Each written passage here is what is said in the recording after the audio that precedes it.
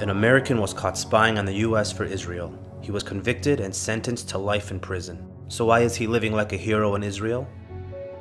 Jonathan Pollard, a former Pentagon intelligence analyst, divulged top-secret US classified documents to the Israeli Mossad. The Mossad is the Israeli espionage unit infamous for committing assassinations and other acts of terror around the globe, and who the FBI have linked to the World Trade Center attacks of 9/11.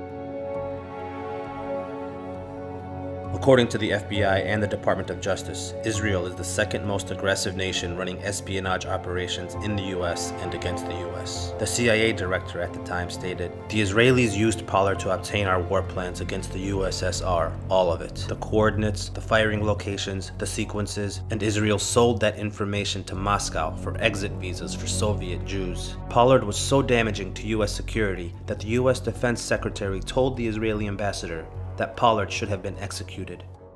He didn't start out to give information to the Israelis.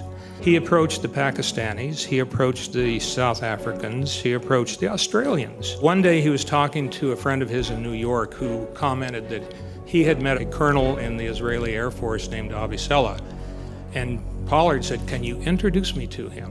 The Israelis started tasking him with specific documents they wanted. They had a book that was published by the DIA that was basically a catalog of all the things that were available. And Jonathan Pollard didn't give it to them. They got that from somebody else. By his own admission, he said, "I gave them enough information to occupy a space that would be 6 feet by 6 feet by 10 feet. Despite all of this, many American friends of Israel became shamelessly and increasingly vocal. Very soon, Jonathan will be addressing this audience, but let me inform you, he's not going to do it in New York. He'll address your Israeli dinner. The pro-Israel lobby pressed every president from Reagan to Trump, urging them to free Pollard. Please let Jonathan come home now, here in Israel. Thank you, Mr. President. And of course the Adelsons, the most powerful and influential among them, have called for Pollard's release. Sheldon died earlier this year, but Miriam controls the fortune. The Israeli billionaires have been a major source of funding for the pro-Israel lobby, which includes the Republican Jewish Coalition, an organization the Adelsons fund and sit on the board of. However, the pro-Israel lobby doesn't pick sides when it comes to influencing US politicians.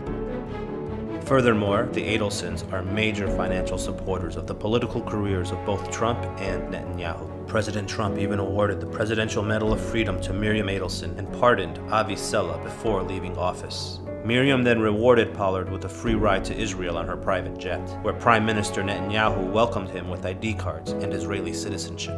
Go home. The American people must wonder why an American traitor would be treated as a hero in Israel.